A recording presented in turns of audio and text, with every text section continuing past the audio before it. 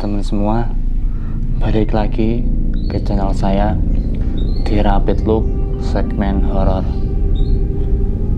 Kali ini saya akan menceritakan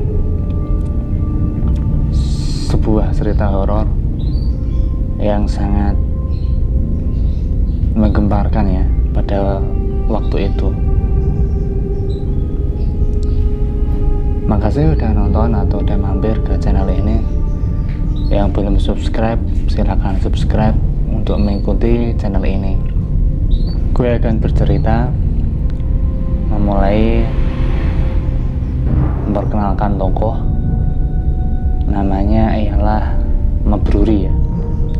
Mabruri ini tinggal di domisilinya, dia asli orang Jakarta, tapi tinggal sekolah atau di pondok pesantren di daerah Pati ya. Daerah Pati itu Semarang. Singkat cerita, dia udah bersekolah di situ, di asrama itu selama 2 tahun. Jadi ada asrama juga ada sekolahnya. Selama bersekolah, dia belajar atau bersosialisasi seperti biasanya kayak siswa-siswa yang lain. Tapi kali ini yang saya akan ceritakan tentang pengalaman teman saya ini ya, Mas Mabruri ini ya. Dia sekarang udah menikah, udah punya anak. Ini kejadian tahun 2008. Waktu itu pas liburan sekolah atau liburan semester, anak-anak asrama itu pada pulang semua. Biasa ya kalau di liburan pondok pesantren emang gitu ya. Kalau 6 bulan sekali itu libur panjang ya, anak-anak pada pulang semua. Tapi Mabruri ini nggak pulang karena ada alasan tertentu. Karena kalau nggak salah waktu itu orang tuanya sedang ada kerjaan di luar daerah atau gimana ya. Di asrama itu tinggal dia sama temennya namanya Zamroni. Nah, Zamroni ini temen tapi nggak sekelas ya kenal aja gitu ya, tapi nggak sekelas. Nah, pada waktu itu mereka itu kesepian karena pondok udah pada sepi, udah pada nggak ada orang lagi. Akhirnya mereka berinisiatif untuk main ke rumah temennya di dekat desa situ ya, di dekat desa asrama situ, tetangga desa lah ya. Mabruri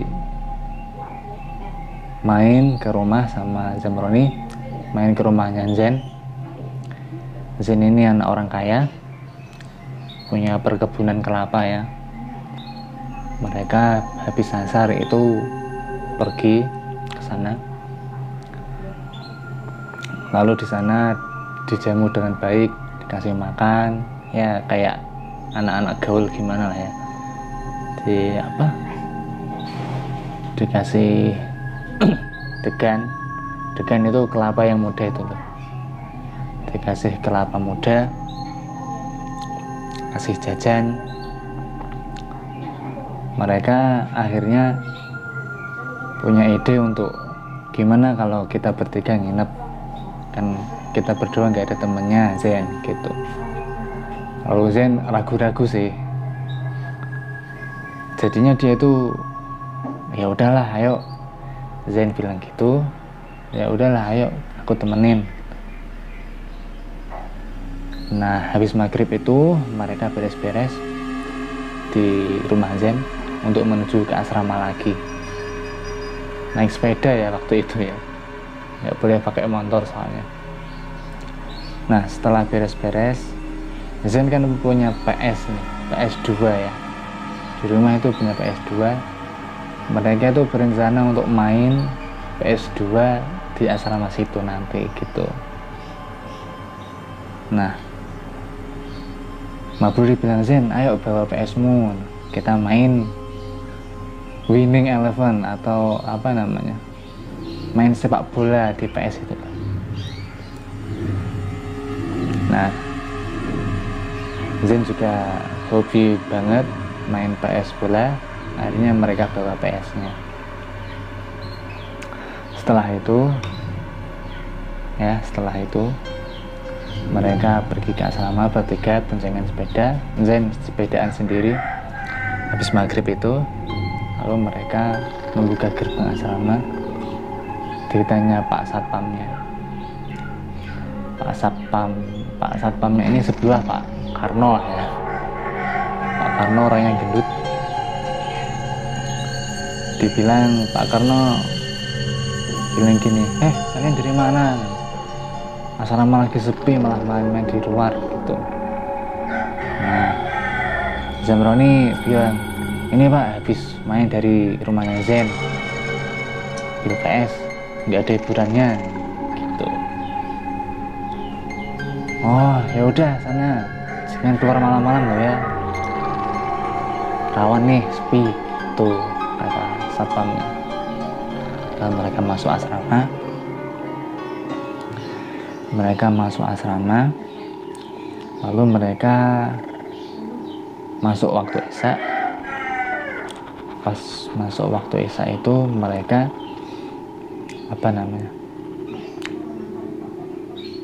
buat kopi atau cemilan dulu ya.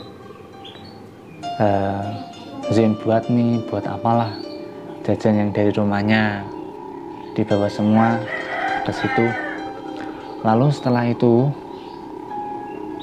sholat isya, mereka baru main battle PS lah gitu. Karena di asrama itu hanya ada satu TV, yaitu di kantor, ya kan? Di kantor satu TV. Mereka itu takut ketahuan sama satpamnya gitu. Takut ketahuan sama satpamnya kalau mereka itu masuk kantor asrama gitu. Nah, mereka gimana nih kita cara mainnya gitu. Lalu mereka bawa TV-nya gitu. Bawa TV-nya ke atas, kan lantai 2 ke atas, kan semua kamera itu dikunci semua, soalnya itu udah pada pulang ya anak-anak. Berarti yang yang nggak ada, yang cuma kosong itu tadi 4 kamar ya. Kamarnya 3 kamar, kamarnya Zamroni sama Mabruri, lalu kamar kantor, lalu ada kamar 1 yang nggak dihuni. Nah, kenapa itu dijadiin gudang, tapi nggak berantakan amat gudangnya itu. Lalu mereka main PS di sana karena ada stop kontaknya ya, aman, nggak takut ketahuan gitu. Nah, awalnya itu nggak terjadi apa-apa, seperti anak-anak main gitulah ya. Menginjak jam 1 atau 12 lebih malam lah ya, 12:30 lah ya. Pada jam 12:30 malam, Zen ini pergi membuat kopi di dapur asrama. Di dapur asrama lantai 2. Bikin kopi, dia memasak air, terus mengambil kopi, mengambil gula. Tiba-tiba itu dia nggak sengaja lihat ke bawah. Di belakang asrama itu, ada pohon ya, taman-taman, tapi nggak pohonnya itu pohon tua gitu ya. Dia lihat itu sosok wanita, tapi itu enggak napak tanah gitu, kayak melayang gitu. Jadi ini kaget ya, kaget campur takut campur apalah. Terus dia itu gugup semua kan. Dilihat lagi ternyata masih ada. Semakin mendekat karena takut. Wanita tadi yang asalnya di bawah pohon itu semakin mendekat gitu, semakin mendekat. Terus dia itu buru-buru banget sambil deg-degan, pengen nangis orangnya. Lalu dia pergi, kopinya tumpah-tumpah, berlari langsung menuju ke ruangan teman-temannya. Dia nggak berani ngomong, nggak berani cerita. Lalu Zen dipaksa-paksain tidur. Nah, temennya ini, Zamroni dan Mabruri ini kan nggak tahu apa-apa ya. Kenapa nih orang nggak tanya gitu kan? Tiba-tiba tidur gitu ya kan? Mungkin kecapean gitu. Mabruri ngiranya gitu. Nah, pada jam 1:30 malam ini, ya kira-kira jam 1:30 malam lah ya, nggak tahu tepatnya saya, dari ceritanya segitu. Mereka itu diteror orang napak gitu di lantai itu. Orang napak, kayak suara orang berjalan gitu, tok tok tok tok gitu. Nah, yang denger itu enggak, kedua anak ini enggak, Mabruri sama Zamroni ini enggak, cuma Mabruri aja yang denger gitu. Apa ini, suara apa ini ya? Kan cuma bertiga di asrama ini gitu kan. Terus volume PS-nya itu dikecilin, kayak ada anak main-main gitu, kayak ada anak ketawa-ketawa.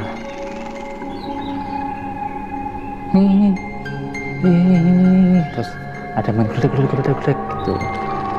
Ada main apa? Bola dipentalin. Dar gitu. Bola dipentalin. Terus ada orang nangis tiba-tiba itu. Ada orang nangis. Mereka kan shock banget lah ya. Wong 2 tahun di situ itu nggak pernah terjadi apa-apa. Mungkin karena rame, atau ini mereka itu pada hantunya pada kelihatan semua karena sepi, nggak tahu. Dan pada saat itu juga mereka itu nggak sempat matiin PS-nya ya, nggak sempat matiin PS-nya. Mereka paksain tidur, mengunci pintunya. Nah, beberapa menit kemudian tiba-tiba lampu di kamar itu yang buat main PS itu mati hidup. Nggak tahu karena saklarnya rusak atau apa, nggak tahu juga. Tapi tiba-tiba buram langsung mati pet gitu. Nah, di sana 2 orang itu yang melihat kejadian menyeramkan banget, yaitu mereka itu ditungguin pocong sampai subuh. Itu ditungguin pocong sampai subuh. Mereka nangis, nggak bisa apa-apa katanya itu ya, nggak bisa apa-apa, cuma bisa berdoa. Mereka itu nangis pengen cepet-cepet pagi. Nah, posisinya itu Zain paling pinggir, yang tengah itu Zamroni, yang paling pinggir itu Mabruri, pocongnya itu di belakang pintu ya, yang dikunci itu tadi gitu. Katanya Mabruri ya yang melihat langsung, itu mukanya itu nggak rata, hancur semua, mukanya hancur. Kain kafannya itu nggak putih, kayak kain-kain kusut gitu loh, kayak kain lap gitu ya. Baunya itu nggak enak. Terus mukanya hancur, udah kayak kelihatan tulang-tulangnya.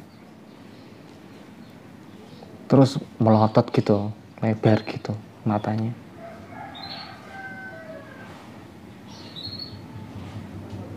Dengan kejadian ini ya, yang tahu pocong ini cuma 2 orang itu tadi ya, Zamroni sama Mabruri itu tadi. Mabruri lihat sekilas lalu tidur, ya dipaksain tidur lah ya, nggak berani dia itu ya. Yang cukup berani itu Mabruri itu tadi ya, sempat ngelihatin gitu, dia tidur sempat ngelihatin lagi, tidur memejamkan mata ngelihatin lagi, terus dia itu memejamkan mata gitu, memejamkan mata sampai bener-bener adzan subuh gitu, baru pocong itu ngilang. Lalu pagi-paginya mereka berdua itu bangun, cepet-cepet beresin itu TV yang dari kantor dibawa ke atas. Lalu tanya Pak Satpamnya, Pak tadi Zen ya yang bilang, Pak tadi malam saya itu lihat ada kuntilanak gitu, ada kuntilanak di belakang asrama di bawah pohon pas aku buat kopi. Terus Pak Satpamnya itu bilang gini, lah udah biasa, biarin di sini emang gitu, asal jangan ganggu gitu ya, asal jangan ganggu, Pak Satpamnya bilang gitu. Terus Mabruri sama Zamroni ini nyaut gitu, tadi malam saya juga dihantuin pocong Pak gitu. Iya emang banyak di sini tuh kalau speak gini. Kamu tahu tukang bakso yang sering jadi langganan anak asrama nggak? Iya, Pak Udin kan gitu. Nah itu dulu waktu asrama ini tuh belum dihuni, saya udah jadi satpam sini. Pak Udin itu pernah dibeli, baksonya itu dibeli sama anak asrama sini, diborong sampai 30 mangkok. Padahal asrama sini belum ada orangnya. Terus saya tanya kan tengah-tengah malam, "Loh Pak Udin, kok kenapa kok bawa buatin bakso sebanyak gini, buat siapa?" "Ya buat anak-anak asrama toh Pak," gitu. "Loh asrama ini belum dihuni Pak," gitu. Pak Satpam ini bilang gitu ke Pak Udin. Wah serem banget ya teman-teman Zamroni dan CS ini. Saya begitu, serem banget ya Pak di sini ternyata. Iya, ya udah, yang penting kamu nggak ganggu, terus berdoa di sini kalau sepi segini, kalau kamu nggak berani tidur di sini lagi, tidur di sini bareng Pak Karno ya di pos satpam sini, baru kamu siangnya ke sana di asrama nggak apa-apa. Nah singkat cerita, dan setahun kemudian Mabruri ini lulus dan dia menceritakan cerita ini kepada saya untuk saya share ke teman-teman semua. Semoga menghibur, dan jangan lupa subscribe dan ikuti terus channel ini supaya berkembang pesat dan bermanfaat untuk teman-teman semua. Wassalamualaikum.